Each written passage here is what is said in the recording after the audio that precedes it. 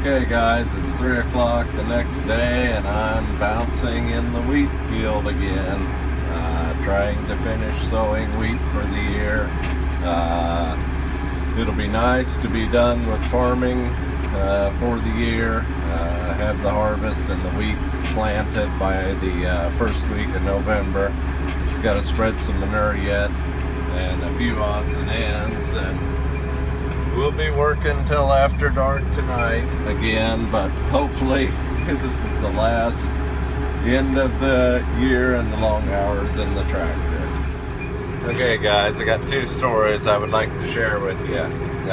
First story, I've been in the tractor, so my kids get home from school. I have my daughter call me to get instructions on, what brush fire to put out that particular moment, but my daughter called me and I told her to go catch Red Max, our bull, and put him in confinement. He's still out with the cows. As a general rule, I run the bull with the cows most of the year. Only pull him out 2 times of the year, but anyway, it's that time of the fall and he is being a bad bull to his heifers. A couple of them have started cycling. And so I got home last night and I asked Claire if she had caught Red Max. And she said no. She went down and looked in the lot. We've been feeding them hay and then a little bit of corn in the morning, but they go out on the pasture. And anyway, she went down to the lot and said he wasn't there, and she walked out to the outer lot and he wasn't there either. And so I joked with her, honey, if you're looking for criminals, you don't look for them in the police station. Pretty good bet that Red Max had run off into the far pasture chasing females. And so anyway, little word to the wise, if you're looking for criminals, don't look in the police station. Sometimes you gotta go look where the criminals are at. So guys, the second story, I called my wife last night, didn't get her, got Dane, and when I was finishing up there, I called Dane and asked him to ask his mom if she'd have some supper ready after a while. Well, this story's a little bit involved. Turns out about a week ago she was cleaning the microwave, and she likes to boil water in the microwave so that she can wipe it out and clean it out. Well, anyway, the microwave blew up, and that's been kind of a touchy subject in our house.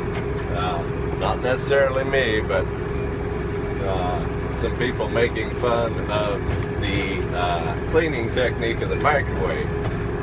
So anyway, I walk in the door last night, and the first words out of her mouth were, "What, you couldn't figure out how to prepare any food without a microwave?" She's gone during the day working. And I snapped back, because I'd been in the tractor for 12 hours, and I said, no, I'd been in the cuss word tractor for 12 hours, and I hadn't had time to eat anything yesterday. And so, guys, you gotta be careful with assumptions, and when people are under stress, you have got to be a little more tolerant and try and exercise patience a little bit more. I know I've told you guys before that learning patience was a very necessary skill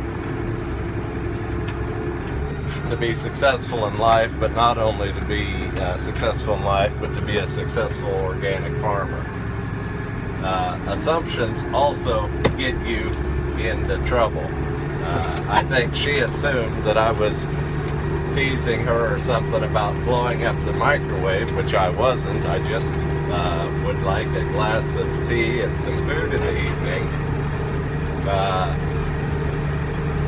But I had assumed that by calling ahead, that would give her a little bit of time to prepare.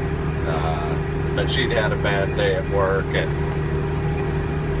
the sad thing, one of her good friends lost her husband here real recently, and so in times of stress, guys, you got to be extra patient. And when people are pushing hard, like everybody's pushing now to get harvest done and to get ready for winter, you got to be a little more, got to try and be a little bit more tolerant.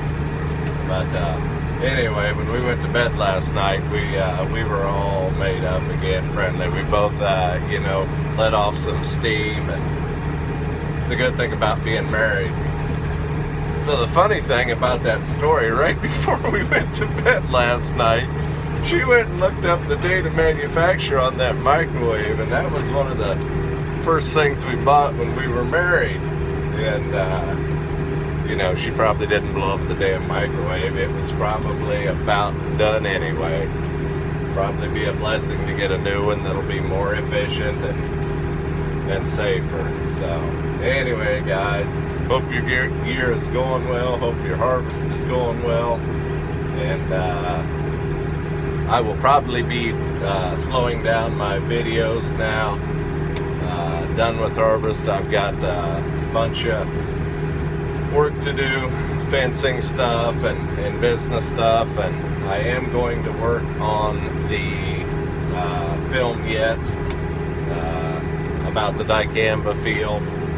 I've got all the footage for that. The last pieces of footage I'm missing are crunching the numbers, but we will get some numbers crunched on that, and I will post that video hopefully in a week or two. But anyway, things are good, guys. We're blessed.